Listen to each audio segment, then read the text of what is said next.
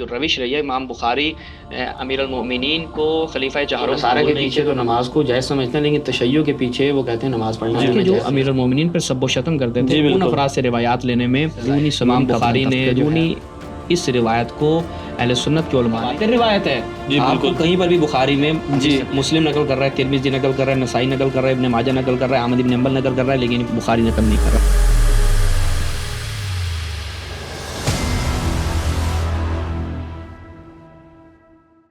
اعوذ باللہ من الشیطان الرجیم، بسم اللہ الرحمن الرحیم، الحمد للہ والصلاۃ والسلام علی اہلہا اما بعد۔ فجر میڈیا کے پلیٹ فارم سے صحیح بخاری کی حقیقت کے عنوان سے سیریز آپ کی خدمت میں پیش کی جا رہی ہے۔ آج کی اس قسط میں ہم صحیح بخاری نے اور اس کے مؤلف اہل سنت کے امام بخاری نے جو رویہ اہل بیت علیہم السلام کے ساتھ روا رکھا اور ان سے حدیث لینے کے بارے میں جو ان کا نظریہ تھا اور جو انہوں نے عملی طور پر کر کے دکھایا، اس کا جائزہ لیں گے۔ کیونکہ اہل سنت کا بھی یہ دعویٰ ہے کہ وہ بھی اہل بیت کے دامن سے متمسک ہیں، لیکن جب ہم صحیح بخاری میں آتے ہیں اور آ کر اس دعویٰ کا جائزہ لیتے ہیں کہ کس حد تک صحیح بخاری کے مؤلف نے اور اس کے مصنف نے اہل بیت سے روایات لی ہیں، تو ہم ایک طرح سے شرمندہ ہو جاتے ہیں کہ صحیح بخاری میں ہمیں اہل بیت سے آنے والی روایات نہیں ملتی۔ اسی موضوع پر گفتگو کرنے کے لیے ہمارے ساتھ ایک مرتبہ پھر موجود ہیں جناب سے شہباز رضا اصفہانی صاحب۔ السلام علیکم۔ وعلیکم السلام ورحمۃ اللہ۔ جیسا کہ میں نے عرض کیا کہ اہل سنت کا یہ دعویٰ ہے کہ ہم بھی اہل بیت سے محبت کرتے ہیں اور ان سے تمسک کیے ہوئے ہیں، کیا یہ دعویٰ ہمیں صحیح بخاری میں عملی ہوتا ہوا نظر آتا ہے؟ جی بہت شکریہ، سلامت رہیں۔ جیسا کہ آپ نے بھی بیان کیا کہ اہل بیت کے حوالے سے رسول اکرم صلی اللہ علیہ وآلہ وسلم نے، جیسا کہ صحیح مسلم میں روایت ہے، حدیث ثقلین کو چونکہ بخاری نے تو بیان نہیں کیا، ہم انشاءاللہ آگے چل کے بیان کریں گے، صحیح مسلم میں روایت ہے اور اس کے ساتھ بہت زیادہ محبت ہے اہل سنت کو، لگاؤ اس روایت سے ہے، کیونکہ اس روایت میں جس چیز سے تمسک کا کہا گیا وہ فقط قرآن ہے، تو وہ کہتے ہیں کہ اس کی تائید ہوتی ہے حسبنا کتاب اللہ والے نعرہ جو حضرت عمر نے لگایا تھا، تو یہ حدیث ثقلین جو ہے جو صحیح مسلم کی روایت ہے، تو یہ اصل میں اس نعرے کی تصدیق ہے۔ تو اب اس روایت سے بھی ہم کہتے ہیں کہ اگر آپ اسی روایت کو لے لیں کہ اذکرکم اللہ فی اہل بیتی، کہ میں تمہیں اپنے اہل بیت کے متعلق تذکر دیتا ہوں، تمہیں اہل بیت کے حوالے سے میں تمہیں نصیحت و وصیت کرتا ہوں، 3 مرتبہ رسول گرامی اس بات کا تکرار کرتے ہیں۔ اگر صحیح مسلم کی اس روایت کو لے لیا جائے تو ہمیں یہ دیکھنا ہے کہ صحیح بخاری جو قرآن مجید کے بعد سب سے اہم کتاب آپ کے ہاں کنسیڈر کی جاتی ہے، آیا اس میں اسی روش کو یا اسی روایت کو مد نظر رکھا گیا یا اس دعوے کو مد نظر رکھا گیا؟ میں نے ابتدا میں حسن بھائی آپ کو یاد ہو تو عرض کیا تھا کہ امام بخاری کی جو روش رہی ہے، امام بخاری امیر المؤمنین کو خلیفہ چہاروں قبول نہیں کرتے تھے، اس کے اوپر میں نے شواہد بھی بیان کیے تھے اس وقت، اور تشیع کے حوالے سے نہایت ہی یہ اس قدر بدگمان تھے کہ یہود و نصارہ کے پیچھے تو نماز کو جائز سمجھتے ہیں، لیکن تشیع کے پیچھے وہ کہتے ہیں نماز پڑھنے کو میں جائز نہیں سمجھتا۔ جی بالکل۔ تو لہٰذا جب ہمیں معلوم ہو گیا کہ مؤلف کی ایک روش یہ ہے کہ وہ ناسبیوں کے ساتھ زیادہ اس کی انسیت ہے، ناسبیوں سے روایات لینے میں، بالخصوص ایسے افراد طرف رغبت ہے، رجحان ہے کہ جو امیر المؤمنین پر سب و شتم کرتے تھے، ان افراد سے روایات لینے میں امام بخاری نے جو ہے بہت زیادہ اہتمام کیا۔ لیکن دوسری طرف آ جائیں، امیر المومنین سے جو ہمیں روایات ہیں، امیر المومنین جو انا مدینۃ العلم و علی بابوہا، جی بالکل ٹھیک ہے، اور اس کے بعد مستدرک کی روایت ہے کہ علی میرا وارث ہے، جی، اور آپ کہتے ہیں وراثت، وہاں پر وراثت علمی ہے، جی بالکل۔ تو آپ یہ بتائیں، وہ امیر المومنین جس نے کہا سلونی سلونی قبل ان تفقدونی، اس روایت کو اہل سنت کے علماء نے صحیح قرار دیا ہے، جی، اور یہ دعویٰ فقط امیر المؤمنین کا ہے۔ تو لہٰذا برادران اہل سنت ایک دفعہ سوچنے کی بات ہے کہ وہ امیر المؤمنین کے جو اپنے ایام طفولیت سے لے کے، یعنی جب اس دنیا میں آنکھ کھولی تو آغوش رسول تھی، جب رسول اللہ اس دنیا سے گئے تو آغوش امیر المؤمنین، بالکل بالکل۔ تو لہٰذا یہ جو وہ کہتے ہیں نا کہ من المہد الی اللحد کا جو لمحہ ہے، یہاں پر امیر المؤمنین ہر مقام پر، ہر گام پر پیغمبر گرامی کے ساتھ رہے، جی بالکل، اور امیر المؤمنین کو رسول اللہ نے اپنے علم کا وارث قرار دیا اور کہا کہ اگر علم چاہتے ہو تو علی کے دروازے پر آ جاؤ۔ اچھا، اب یہ علی کا دروازہ کہاں ہے؟ اہل بیت سے آپ نے کہاں پہ علم لیا ہے؟ صحیح بخاری 29 روایات ٹوٹل کس سے ہیں؟ امیر المؤمنین سے ہیں، صرف 29 روایات، صرف 29 روایات ہیں، 7000 کچھ روایات ہیں، مقررات کو نکال دیں تو اس سے بھی کم بن جاتی ہیں، 3000 کچھ بنے گی، تو 29 روایات امیر المؤمنین سے، ایک روایت حضرت صدیقہ طاہرہ فاطمہ سلام اللہ علیہا سے، امام حسن سے ماشاءاللہ سے ایک بھی روایت نہیں ہے. ٹھیک. امام حسین علیہ السلام سے اگر روایات لی ہیں تو وہ ایسی روایات ہیں کہ جس سے اہل بیت کی شان گھٹتی ہے، کم ہوتی ہے. ٹھیک. وہ میں بھی بیان کروں گا. نئی نسل کے لیے شیعہ عقیدوں کی صحیح تعلیم بہت ضروری ہے، جس کا بہترین راستہ فجر میڈیا ہے. یوٹیوب پر ابھی ہم سے جڑیں. فجر میڈیا، روشنی عقیدے کی. اچھا، امام سجاد علیہ السلام جن کے متعلق ابن سعد نے کیا کہا؟ کثیر الروایہ، یعنی ابن سعد کہتا ہے امام سجاد علیہ السلام کے متعلق یہ کثیر الروایہ ہیں. جی. ان سے 9 روایات لی ہیں، کثیر الروایہ کے بعد 9 روایات، اور ان میں بھی روایات ایسی ہیں کہ جو تنقیص اہل بیت اور حضرت حمزہ کی تنقیص میں ہیں. ٹھیک ہے. اچھا. حضرت حمزہ کی جس میں تنقیص ہوتی ہے وہ ایک پوری تفصیلی روایت ہے، انشاءاللہ اس کو بھی پھر بیان کریں گے. ٹھیک. اچھا، اب آ جائیں، ہم دیکھتے ہیں کہ امام صادق علیہ السلام، بخاری نے امام صادق علیہ السلام سے کتنی روایات لیں. تو ایک شخص سوچے گا کہ بھائی ہم تو اہل سنت کے ہاں یہ مشہور و معروف ہے، اور ان کے علماء نے اعتراف بھی کیا کہ ان کے جو ائمہ اربعہ ہیں اگر ان کی ڈائریکٹ اور انڈائریکٹ جو ہے وہ صحبت ہے امام جعفر صادق. جی بالکل، شاگردی ہے ایک طریقے سے. اور بخاری نے ان سے کوئی روایت نہیں لی.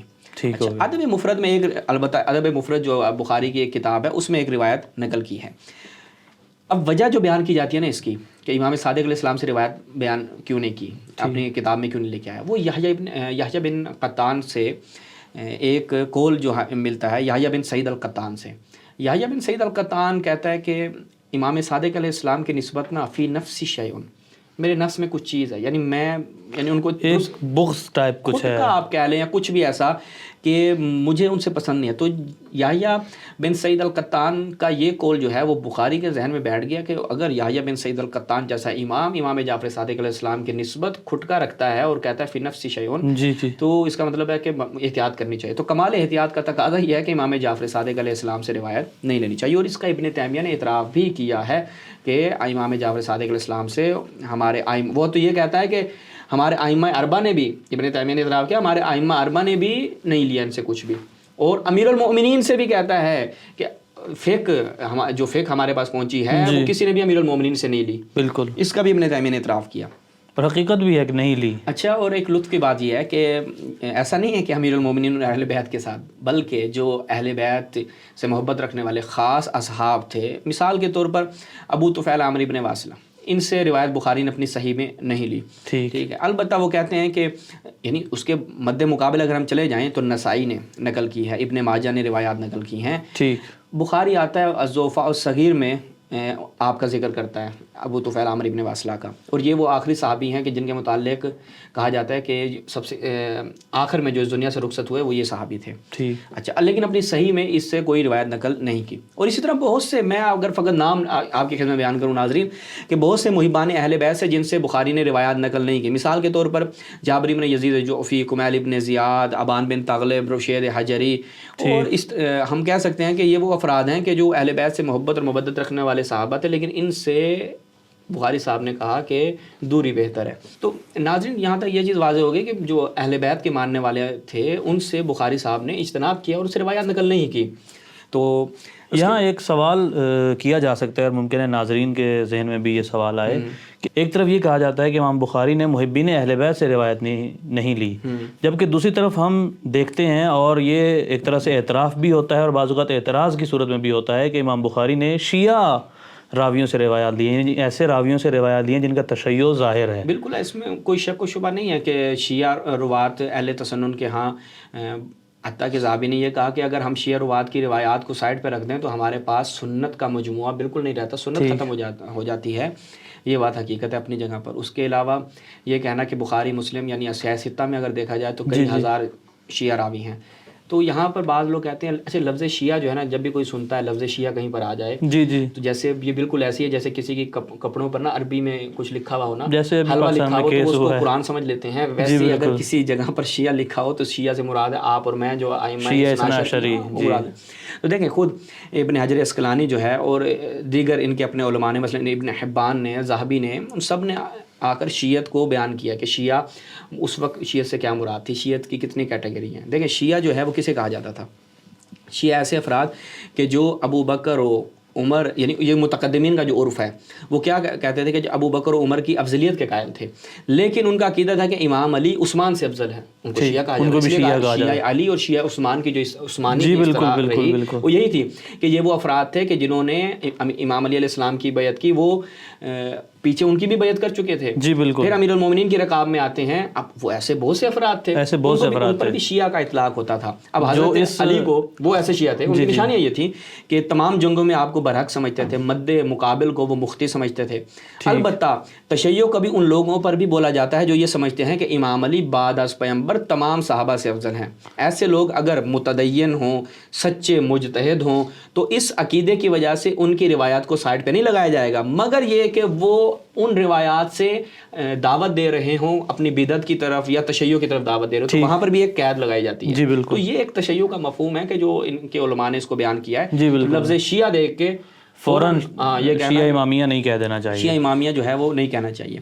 اچھا، آج جس کو دیکھیے شیعہ عقیدوں کو ٹارگٹ کر رہا ہے، جوانوں اور بچوں کو بہکایا جا رہا ہے اور شیعوں کو کافر بتایا جا رہا ہے، جبکہ شیعہ ہی اسلام کی سچی تصویر ہیں جو رسول اور آل رسول علیہ السلام کے نقش قدم پر چلتے ہیں۔ فجر میڈیا نے یہ ذمہ داری محسوس کی ہے کہ شیعہ عقائد کی حفاظت کی جائے۔ فجر میڈیا، روشنی عقیدے کی۔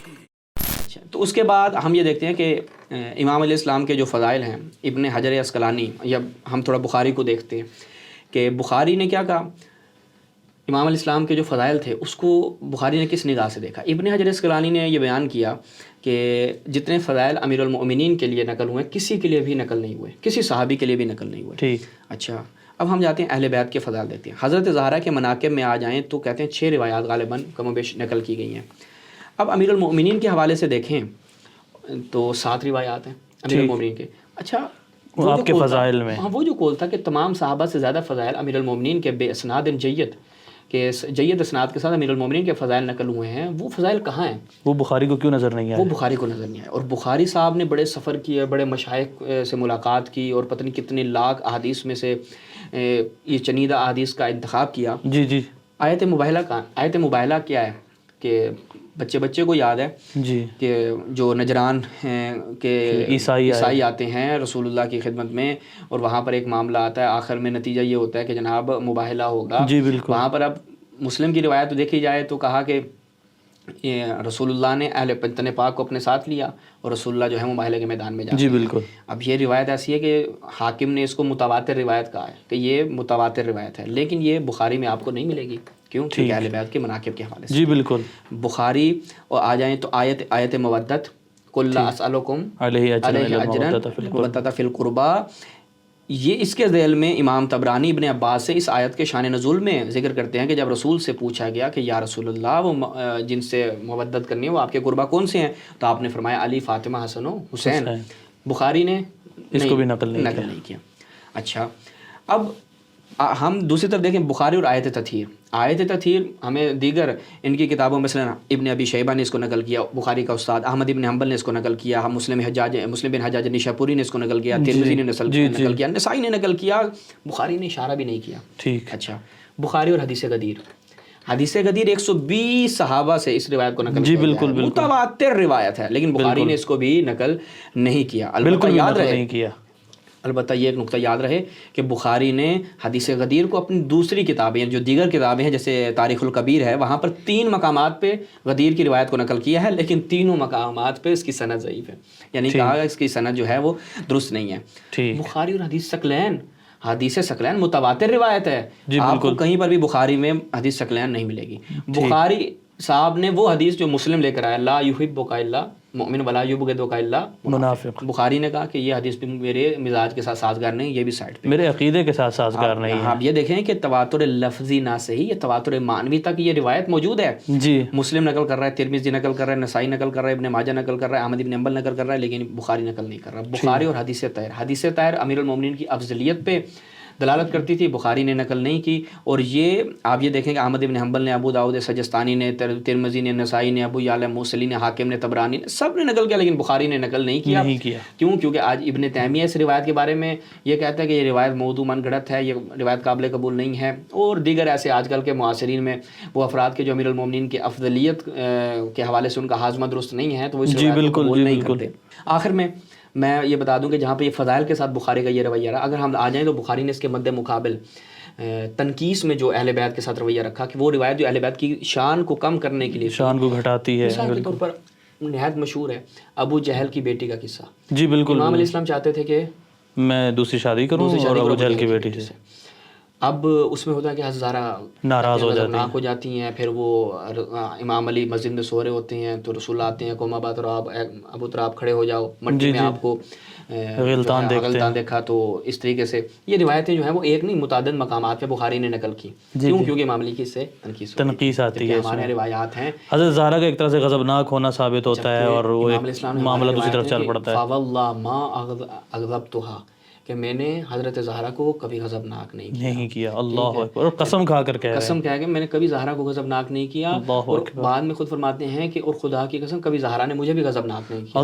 یعنی لیکن بخاری نے آ کر امام علیہ السلام کی تنقیص کے لیے کہ وہ افراد جو نفس رسول ہے، کس رسول کا نفس ہے کہ جو خلق عظیم کا مالک ہے، اس کے لیے آگے کہا کہ انہوں نے وہ ایسا کام کرنا چاہتے تھے کہ جس سے حضرت زہرا کو اذیت ہو، اور پھر رسول اللہ مجبور ہو جاتے ہیں ممبر پر جائیں خطبہ دیں کہ عدو اللہ کی بیٹی خدا کے محبوب کی بیٹی کے ساتھ جمع نہیں ہو سکتی. جی ٹھیک ہے. تو یہ اس طرح کی روایتیں. اور ایک روایت میں آخر میں آپ کی خدمت بیان کر دوں کہ دیکھیں امام علیہ السلام اور جناب زہرا نماز شب کے حوالے سے سستی کا مظاہرہ کرتے تھے. یہ روایت جو ہے وہ آپ اپنی اسکرین پہ ملاحظہ فرمائیں، 1127 روایت ہے. ٹھیک. روایت یوں ہے کہ ایک رات ان کے رسول اللہ جو ہیں وہ ایک رات ان کے اور فاطمہ کے پاس آئے. آپ نے فرمایا کہ کیا تم لوگ تہجد کی نماز نہیں پڑھو گے؟ میں نے عرض کی کہ یا رسول اللہ اب یہ جواب آ رہا ہے، جیسے کوئی اٹھانے آتا ہے نا، جیسے ہم ہاسٹل میں ہوتے تھے تو اٹھانے آتے. جی بالکل. اب یہ جواب دیکھے گا آپ کو وہ جوابات یاد آئیں گے. نماز نہیں پڑھنی تہجد کی آپ نے؟ تو میں نے عرض کی کہ یا رسول اللہ ہماری روحیں اللہ کے قبضے میں ہیں، جب وہ چاہے گا ہمیں اٹھا دے گا. اللہ اکبر. آپ کیوں ٹینشن لے رہے ہیں؟ ٹھیک ہے. جی جی. ہماری اس عرض پر آپ واپس تشریف لے گئے. آگے دیکھیے گا، آپ نے کوئی جواب نہیں دیا، لیکن واپس جاتے ہوئے میں نے سنا آپ ران پر ہاتھ مار کر سورۃ الکہف کی یہ آیت پڑھ رہے تھے کہ آدمی سب سے زیادہ جھگڑالو ہے. اللہ اکبر. یعنی یہ آدمی کیا ہے؟ جھگڑا کرنا. مثلا یہ کہ کوئی آپ کو اٹھانے آئے ہو گیا بھائی، یعنی یہ اٹھانے والی شخصیت رسول اللہ کی ہے، جسے اٹھایا جا رہا ہے وہ نفس رسول ہے، اور وہ کیا کہہ رہا ہے کہ اللہ جب اٹھا لے گا. یعنی گویا یہ کہ اگر میں ابھی نہیں اٹھ رہا تو یہ اللہ کی مرضی ہے. اللہ کی مرضی ہے، آپ کیوں ٹینشن لے رہے ہیں اس چیز کی. اور رسول اللہ جو ہے وہ کہتے ہیں آدمی کتنا جھگڑا لو، یعنی ہر بات میں بحث کرنی بس بندے نے. تو اس میں بھی گویا ایک طرح سے دوبارہ مولا علی کی تنقیص ہے. تو لہٰذا خلاصہ یہ ہوا کہ یہ اہل بیت کے حوالے سے رویہ تھا بخاری صاحب کا. انشاءاللہ پھر آگے چل کے مزید بھی بخاری صاحب کی کتاب سے حقائق آپ کی خدمت بیان کریں گے. آج اسی پہ اکتفا کرتے ہیں. جی بہت شکریہ.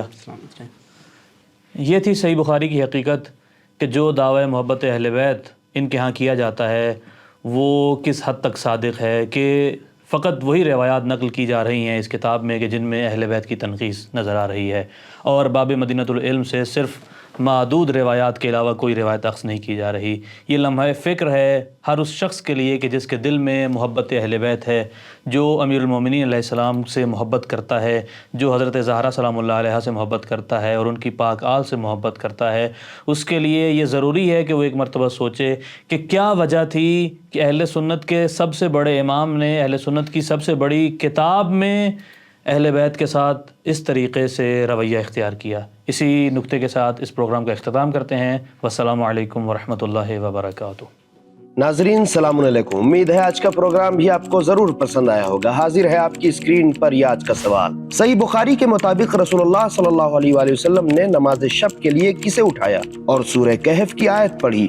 آپ کے آپشن ہے: اے امام علی علیہ السلام اور جناب فاطمہ زہرا سلام اللہ علیہا، بی طلحہ و زبیر، سی ابو بکر و عمر، ڈی عائشہ و جناب فاطمہ زہرا سلام اللہ علیہا. آپ اس سوال کا جواب کل دوپہر 12 بجے تک فجر میڈیا کے آفیشیل واٹس ایپ نمبر پر دے سکتے ہیں. نمبر آپ کی اسکرین پر موجود ہے. 12 بجے کے بعد آنے والا جواب ایکسپٹ نہیں کیا جائے گا. ناظرین اس کوئز میں شرکت کرنا بہت آسان ہے. ہم آپ کو بتا دیں کہ 12 اپریل 2025 سے فجر میڈیا کے یوٹیوب چینل پر ایک سیریز شروع ہوئی ہے جس کا نام ہے صحیح بخاری کی حقیقت. اس میں ہر سنیچر اور اتوار رات انڈین 8 بجے ہمارے یوٹیوب چینل پر ایک ویڈیو اپلوڈ ہوتی ہے جس کے آخر میں آپ سے ایک سوال سوال پوچھا جاتا ہے جس کا جواب آپ کو ہمارے واٹس ایپ نمبر پر بھیجنا ہوتا ہے، جس میں سب سے پہلے اپنا نام، والد کا نام، پھر سٹی اور کنٹری ٹائپ کیجئے اور آخر میں اپنا موبائل نمبر۔ یہ ساری انفارمیشن ایک ہی میسج میں ٹائپ کرنا ضروری ہے۔ اس کوئز میں لکی ڈرا کے ذریعے 3 خوش نصیب لوگوں کو انڈین 300 روپے کا انعام بھی دیا جائے گا۔ ہمارے چینل کو لائک اور سبسکرائب کرنا مت بھولیے گا۔ شکریہ۔